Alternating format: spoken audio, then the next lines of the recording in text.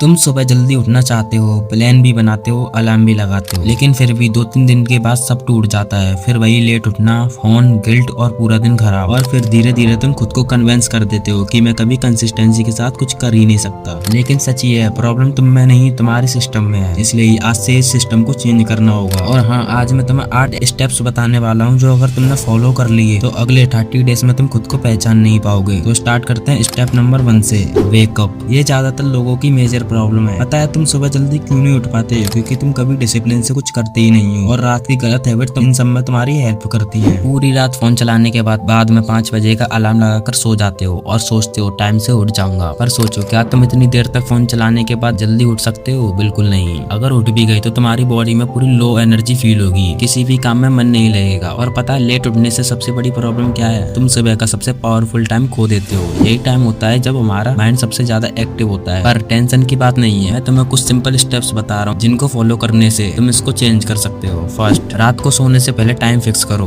Best रहेगा कि तुम 10 बजे से पहले सो जाओ। सेकंड, रात को सोने से पहले आधे घंटे पहले ही अपने फोन को अपने से दूर रख दो। एंड थर्ड, सुबह अलार्म बजते ही तुरंत उठ जाओ, कोई बहाना नहीं, 5 मिनट और। ये 5 मिनट तुम्हारी पूरे दिन को खराब कर सकते हैं। आई नो पहले 3 दिन बहुत टफ होंगे, लेकिन चौथे दिन बॉडी को सबकी हैबिट लग जाएगी। लेकिन सिर्फ सुबह जल्दी उठना ही इनफ नहीं है। अगर अगला स्टेप मिस किया तो ये स्टेप भी बेकार हो जाएगा। Step number 2, no phone plus activation. यहीं पर लोग सबसे बड़ी मिस्टेक करते हैं। तुम सुबह जल्दी तो उठ जाते हो, पर उठते ही फोन उठा लेते हो और यहीं से तुम फोकस लूज कर देते हो। सुबह सुबह तुम्हारा ब्रेन फ्रेश रहता है और तुम उसी टाइम ब्रेन को चीप डोपामिन दे देते हो, और फिर पूरे दिन तुम्हारे माइंड में डिस्ट्रैक्शन चलता रहता है। इसको ठीक करने के लिए एक ही रूल है, सुबह उठने के बाद पहले 30 मिनट फोन को टच नहीं करना है। पहले उठो, पानी पियो, फेस वॉश करो, बॉडी को एक्टिव करो। ये छोटा सा स्टेप तुम्हारे पूरे दिन के टोन को सेट करता है, और जब माइंड क्लियर होता है तुम नेक्स्ट स्टेप सही से कर पाते हो। Step number 3, exercise, energy system. तुम वर्कआउट को इग्नोर क्यों करते हो? क्योंकि तुम्हें लगता है अभी पढ़ाई इंपॉर्टेंट है, लेकिन रियलिटी कुछ और है। अगर तुम्हारी बॉडी में लो एनर्जी होगी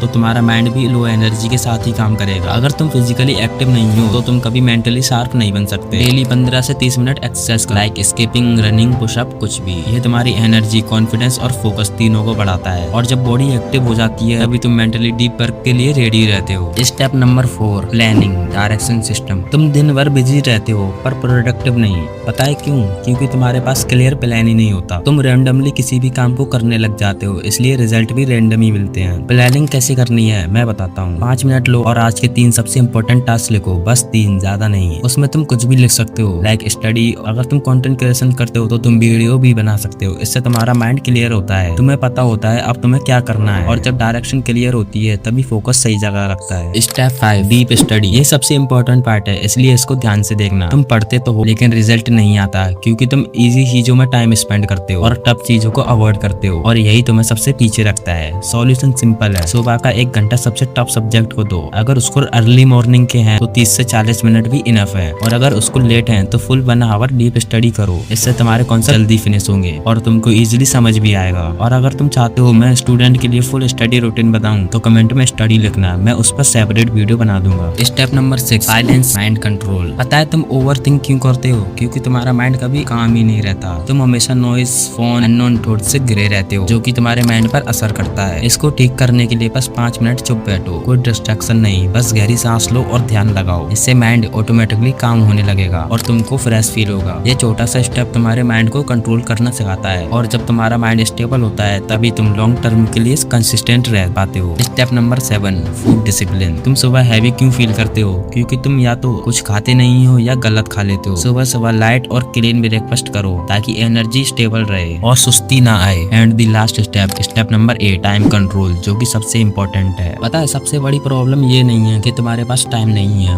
प्रॉब्लम ये है कि तुम उसे कंट्रोल ही नहीं कर रहे। फालतू बातों में और फालतू की वीडियोस में अपने टाइम वेस्ट कर देते हो। इससे अच्छा डेली 1 घंटा सेल्फ ग्रोथ पर दो, like skill learning, self improvement. Skill में तुम कुछ भी सीख सकते हो, like video editing, graphic designing और भी स्किल्स, जिससे तुम्हारा टाइम तो इन्वेस्ट होगा ही, साथ के साथ तुम अर्निंग भी कर सकते हो। अब सोचो, अगर तुमने ये 8 स्टेप अगले 30 दिन के लिए फॉलो करते हो कंसिस्टेंसी के साथ, तो तुम सिर्फ इम्प्रूव नहीं ट्रांसफॉर्म हो जाओगे। और अगर तुम चाहते हो मैं किसी स्पेसिफिक टॉपिक पर वीडियो बनाऊं तो वो टॉपिक कमेंट कर देना। मैं मिलता हूँ आपको नेक्स्ट वीडियो में, तब तक के लिए bye bye and take care.